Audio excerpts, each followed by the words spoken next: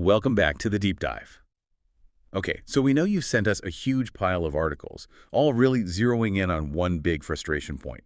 You're putting in the work, studying English, you get the grammar, but then a native speaker starts talking, like full speed, and suddenly it all just turns into this overwhelming blur of sound. It's confusing.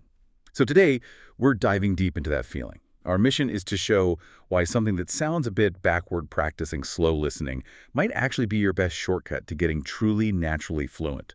We're going to unpack the brain science behind it, bust that myth that you have to be fast to be fluent, and give you 5 concrete tips, plus some actual conversation examples from your research. Yeah, that feeling of being overwhelmed is so common for learners. And honestly, it often starts because people jump into the wrong kind of listening practice too soon. A lot of beginners, they dive straight into fast stuff movies, the news, quick YouTube vlogs, and their brain just can't keep up. It leads to that feeling of being lost, stressed out, and sometimes, people just give up. Exactly.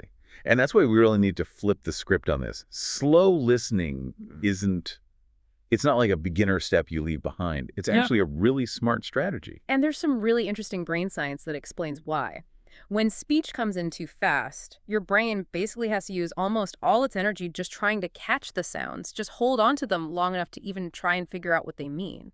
Researchers talk about this overwhelming your working memory. Okay. So your brain is so busy just holding the sounds, it doesn't have the space left to actually understand them. Precisely. So by slowing things down, you dramatically lower that mental burden. You give the brain the crucial milliseconds it needs. Time to actually hear the word sound, connect that sound to its meaning, and see where it fits in the sentence, the grammar.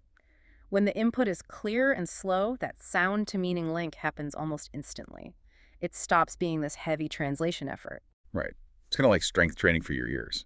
I love that analogy in the source material about building listening muscles. You would just storm into a gym and try to lift the heaviest weight first, right? You start with something manageable, build up that core strength, and then the heavy stuff feels easier later. Exactly. And that feeling of it being doable is so important. The research really stresses this.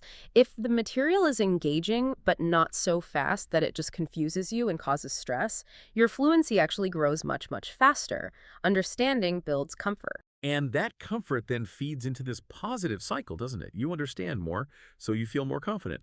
That confidence gives you the courage to actually try speaking, experiment a bit. And speaking is how you get fluent.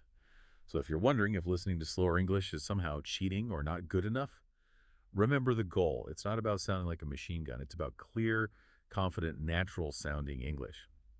Okay, so if we buy into this idea that slower input builds that foundational strength, how does that help with the tricky part, actually sounding fluent when you speak?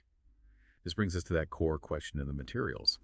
Should your focus be on speaking fast or speaking fluently? Yeah, this is a big one. And the research is incredibly clear here. Fluency is way more important than speed. Always. The sources define fluency really well, actually. It's the ability to speak clearly, smoothly, and with confidence, even if you need to speak at a slower pace. We really need to break down this myth that faster talking equals better English. It just doesn't. If speaking quickly makes you hesitate more or stumble over words or use the wrong vocabulary, well, you're just practicing making mistakes faster. That's not fluency. It's just rushed errors. But what about, the real world? If I only train on slow audio, won't I still get hit by a wall of sound when I talk to a native speaker? Did the sources talk about how to bridge that gap? That's a really good question. And the strategy isn't just to suddenly jump into faster stuff. The sources suggest gradually increasing the complexity of what you listen to, not necessarily the speed at first. Once you've really mastered understanding something slowly, then you can listen to maybe slightly faster versions or related topics that are a bit quicker. The key is, because your brain already made those sound-meaning connections during the slow practice, the faster input is easier to handle. You're going from having to figure it out to just recognizing it instantly. And it makes sense when you think about how native speakers actually talk, right? They pause, they think for a second, they choose their words. Real conversation isn't always rushed. It's often quite thoughtful. The aim should be sounding natural, like a human, not like some kind of frantic robot. Absolutely. If you focus your energy now on building that fluency, using simple, clear sentences, making sure they're correct, even if they come out slowly, speed will actually start to come naturally later on. As those pathways in your brain get stronger, it's like building a really solid foundation first. Then whatever you build on top, including speed, will be much more stable and effective. Okay, let's make this super practical. The sources gave us those two conversation scripts, one set in a park, one in a cafe. They're great examples of how this slow, clear approach works with actual language you can use. Yeah. This helps us move from just understanding the why to knowing what to actually say. Yeah, those role plays are fantastic because they show language learned in useful chunks, not just single words floating around. Let's break down maybe 5 really usable phrases from those examples that you could start using pretty much straight away. First one, super basic but essential. Hi, how are you today? It seems simple, but it's a complete thought, a polite opener. When you practice it slowly, focus on that friendly, slightly rising tone on today. It shows you're actually interested. Good point. Okay, next one. A real classic for starting small talk. It's a nice day today, isn't it? Standard weather chat, right? But the really clever bit, like you said, is that little tag at the end, isn't it? That's a tag question. Exactly. And understanding the purpose of tag questions like that is key. You're not really asking for new information about the weather, you're inviting agreement.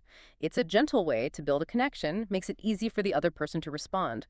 Practicing isn't it slowly helps you hear how is and not squish together naturally. The sources even mentioned someone who thought it was isn't it for ages. Slowing down catches those things. Huh, yeah, I can see that happening. Okay, third phrase.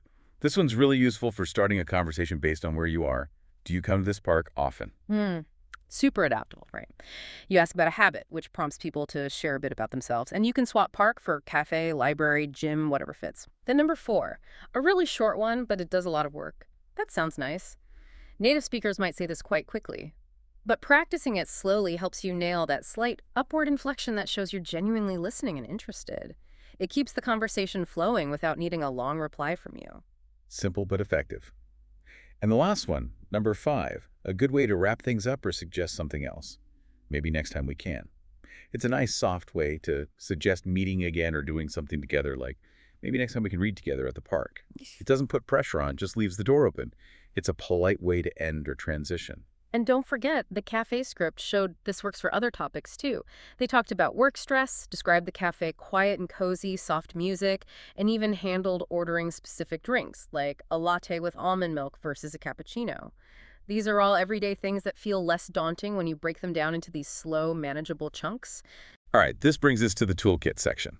If you're the kind of learner who wants clear, actionable steps, this is your roadmap. The sources laid out 5 really effective tips to make slow listening work for you and really boost your fluency. Okay, tip number 1, listen to the same audio recording many, many times. Seriously, we can't emphasize this enough. Don't just listen once, get the basic idea, and move on. Repetition is how your brain really locks in the sounds, the words, the sentence patterns. It moves it to long-term memory. Every single time you listen again, you'll probably notice something new, some small detail. And that builds huge confidence. Tip 2 builds on that. Repeat what you hear right after the speaker. This technique is called shadowing. It's quite specific. You listen to just a short phrase or sentence, maybe 3 to 5 seconds long, hit pause, and then say it out loud immediately. The key is trying to copy everything, the speaker's tone, their rhythm, the precise pronunciation. Why is that so powerful? Shadowing. Does it tie back to the brain stuff? It absolutely does. It directly engages what's called the neuromuscular feedback loop.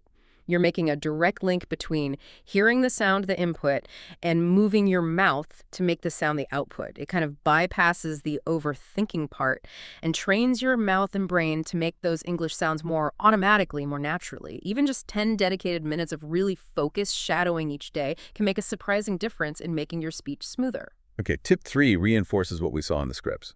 Focus on learning phrases, not just single words. So when you learn a new word, don't just write down the word itself. Write down the common phrase it's used in, like learn to grab a coffee, not just grabbing coffee. Exactly.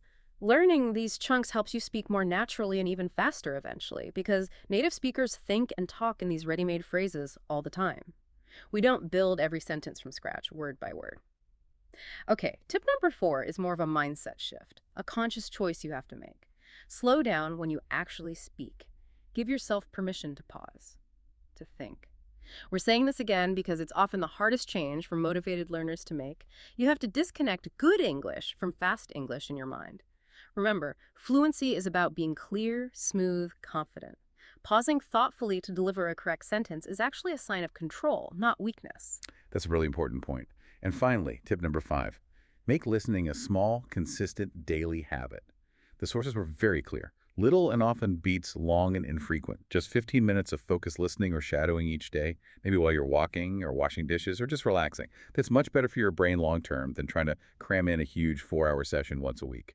Small, steady steps. That consistency prevents burnout and keeps that positive confidence cycle going. So there you have it, the complete picture. The why, how slow listening helps your brain process English without overload. The what, understanding that fluency isn't about speed, and the how, that practical toolkit of 5 tips and real-world phrases to start using today. And maybe the final thought to leave you with, really drawing from the source materials, is about persistence. Remember that consistency truly is the secret ingredient here, learning a language.